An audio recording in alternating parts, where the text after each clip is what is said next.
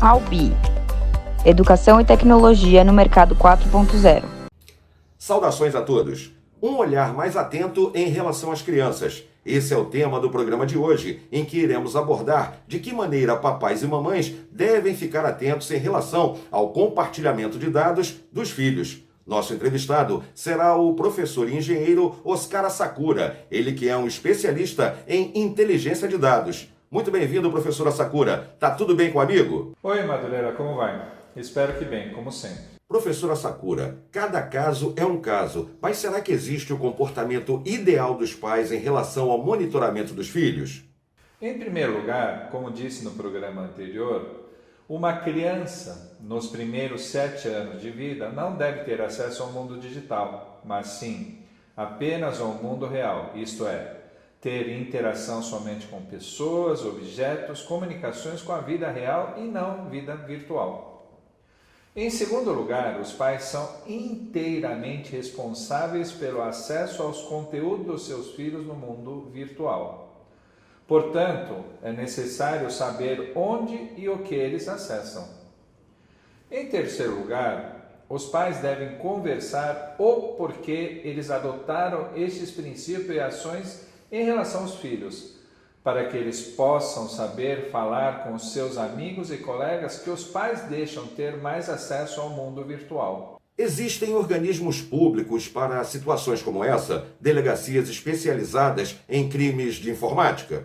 Sim, a legislação brasileira prevê punição a crimes virtuais. Eu não conheço detalhes sobre ela, mas acredito que ainda seja muito incipiente, pois este mundo virtual é algo relativamente recente nas nossas vidas. É importante lembrar que todas as ações dentro do mundo virtual, especificamente na internet, são registradas de alguma forma. Portanto, é possível ser rastreadas. Logo, é necessário ter consciência de todos na responsabilidade dos acessos das crianças a este mundo.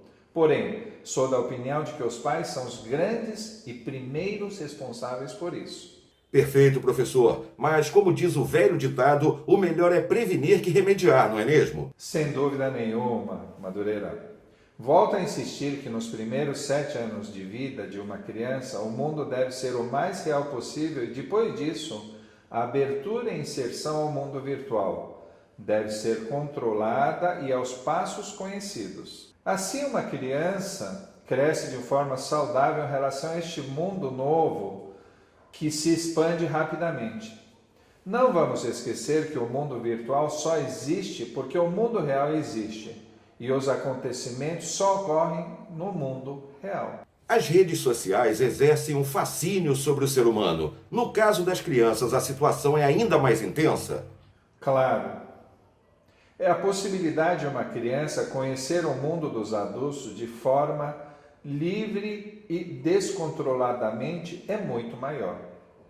Na nossa época, um menino tinha o fascínio de ver a sua irmã adulta ou mais velha sem roupa, pois era curioso a diferença em relação à diferença.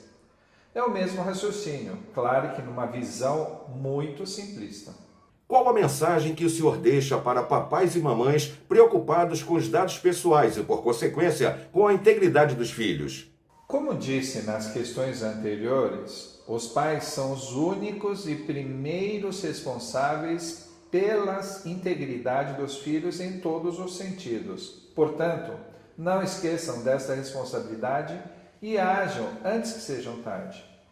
Na minha opinião, isso deve ser iniciado nos primeiros 7 anos de vida de uma criança e depois abrir o acesso ao mundo virtual de forma controlada e justificada. O episódio de hoje vai ficando por aqui. Debatemos a questão dos dados pessoais e a relação com as crianças, tentando identificar a melhor maneira para que papais e mamães exerçam um controle sobre as crianças, mas sem ultrapassar a individualidade delas.